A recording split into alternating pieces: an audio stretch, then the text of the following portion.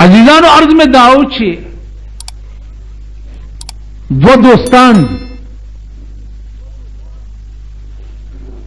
او دواړه صحابه دي. صحابي هغه ته وایي چې جناب رسول الله صلی الله علیه وسلم باندې دا غسترګې لګېدلې. اوس دا کوم قسم سترګې دي؟ نو توبه مې دي. یو سره خپلو کې په څه خبره خفه شو، قسم یې وخوړ چې والله لا اکلم معك حینا، والله که زه تا سره یو حین خبرې وکم، حین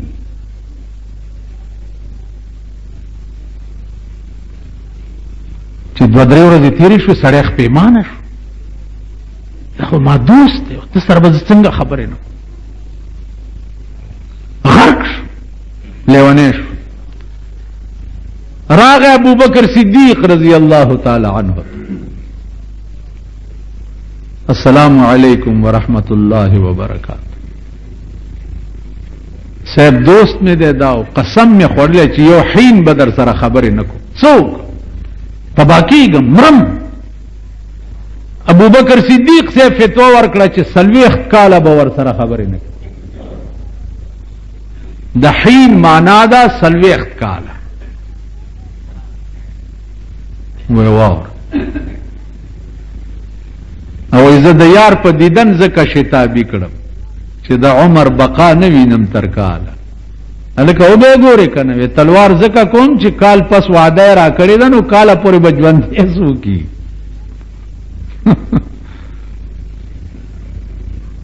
کاله پورې به ژوند دی. ما تسلی ونشو. راغه حضرت عثمان رضی اللہ تعالی عنہ، السلام علیکم وعلیکم شوئے صاحب یو مسئلے تپوس دوست میں دے قسم میں تے خوڑلے چھ لا اکلم معک حینا، یو حین بدر سر خبر نکم حین. حضرت عثمان ورته فرمایل چې تر مرګ به ور سره خبر نکي. د دې حین دا معنا ده چې تر مرګ به نکي. نور پټو پونوش حضرت عثمان ام پځه پرې خو ابو بکر ام پرې خو حضرت عمر ترا جاړي او جاړي چې صاحب تباش هلک تو هلاک شو. څه چل دی؟ ودا چل دوست نے میں قسم خوڑلے چی یو حین بدر سره خبر نکم سوکم. حضرت عمر وی جاڑا ما زتر ما خام ور سره مکا و بیا کوا نا خوشحال شو ډیر.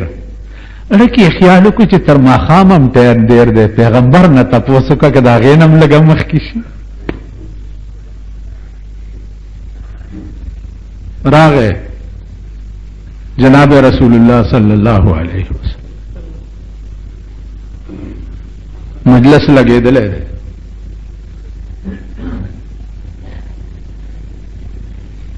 اس دا خوند و مزہ اہل حال خلق پوئی چې د پیغمبر د مجلس په څومره خوند او څومره مزه به و. اوس شیخ سادی تیر شوه دی، هغه وایي چې مجلسونه خو ډېري لکه زمونږ دې زمانه کې وګوره، زه دکان کې ناستې مجلسي، تاسو اجره کې ناستې، څوک بیٹک کې ناستې، څوک کابلای کې ګرځي، څوک د شپې څه چې کوي هغه. شیخ سادی وایي چې یک زمانہ صحبت با اولیاء،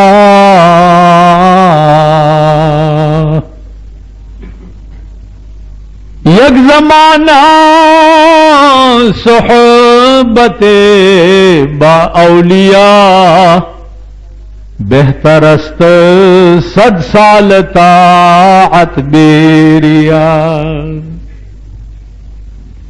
یو گھنٹہ د اهل دلو په مجلس کې کېناستل. اهل دل پیژنئ؟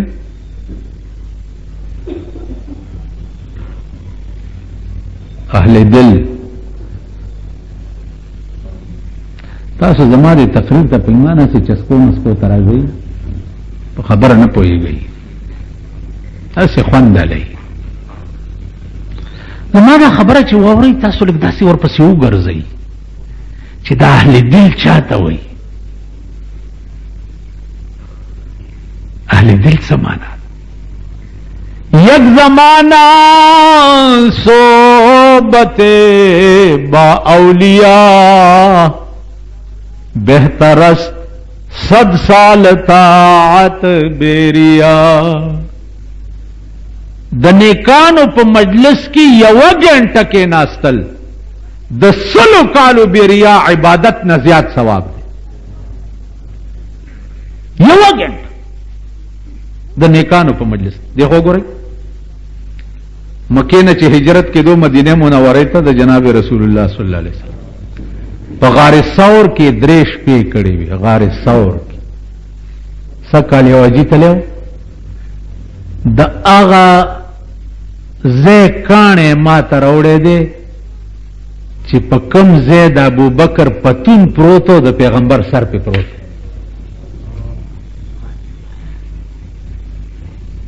ابوبکر ور سره په غار ثور کې هغه داسې پتونی خو دلته پیغمبر په سری خو آرام کول. په مدینه کې حضرت عمر او ابوبکر تا چې ابوبکر ما چې څومره عمر د پیغمبر د دین او د خدای د دین خدمت کړې ده او پیغمبر د پاره می سر په داو لګولې ده و ابوبکر زما دا ټول نیکه ته والا خو غار ثور کې چې ستا په پتون د پیغمبر سر پروتو ا یو غنټه مال راک. یو غنټه ابوبکر ورته ویلې چې اے عمر د غار ثور د پیغمبر سر زما په پتون غنټه خو څه کوي چې یو منټ به د خدای په ټوله خدای ورنکم.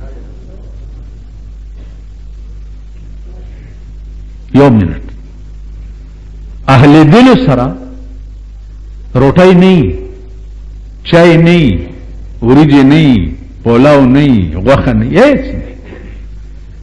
یو ځان له خوندي او یو ځان له مزین. خدای دې تاسو مونږ ټولو ته نصیب.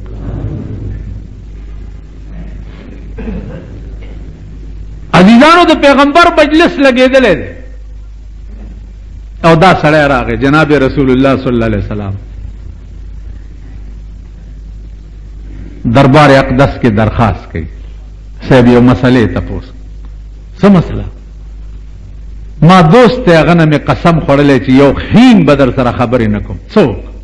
ابو بکر تورغه مغدا ویلې عثمان تورغه مغدا ویلې عمر تورغه مغره ته دا ویلې استال راغ پیغمبر ته خوند ورکو په ورشه ابو بکر او عمر عثمان ته आवाज کا پختنه تیو کو چې دلیل خای تاسو په څه دلیل دا فتوی ورکړي دي.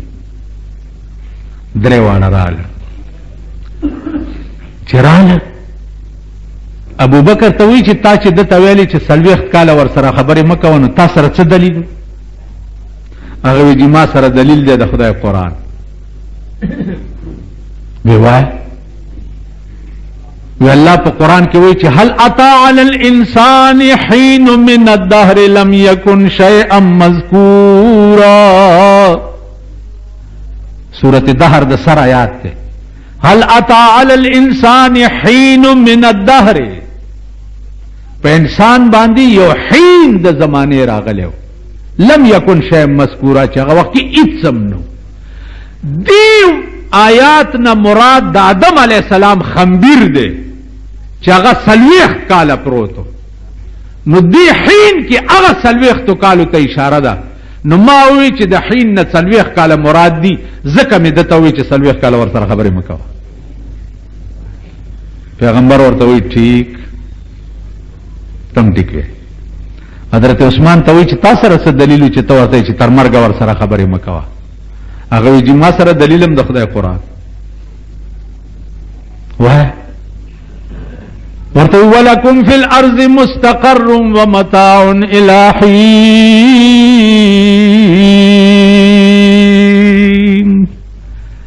آدم علیہ السلام چې د جنت نه بهر شو نو الله ورته وی چې تا د پاره پزمکه کې زید قرار او د نفع غستو ده تر کما الی حین تر مرګ پورې. دلته د حین نه تر مرګ پورې وخت مراد ده. نو ما دی حین ته وکته ځکه مې ورته وی چې تر مرګ ور سره خبرې مکوه. سردار کونین ورته فرمایي چې تم ټیک وې. حضرت عمر ته وی چې تاسو سره څه دلیلو چې ته ورته چې تر مازیګره خبرې مکوه په لنډو پې راته شو بیا کوه. ته وایه هغه وی ما سره دلیل هم د خدای قرآن دی، ما سره دلیل وایه. ورته وی چې فسبحان الله حين تمسون وحين تصبحون. فسبحان الله حين تمسون وحين تصبحون. پاکی دا الله لرا په وخت د سبا او په وخت د ماخام کې. دی حين مراد چې ده د سار نه تر ماخام پورې وخت مراد ده. نو ما دی حين ته وکته ځکه مې ورته چې ته ماخام مکوه بیا کوه. سردار کونین هغه سړي ته وفرمایل چې خیر الامور اوسطها. زما فتوم د حضرت عمر په قول ده تر ماخام خبرې مکوه بچی بیا ور سره کوه. یو حین کی عزیزانو 45 تفسیرونه ما کتلیو دا مې نچوړ رو.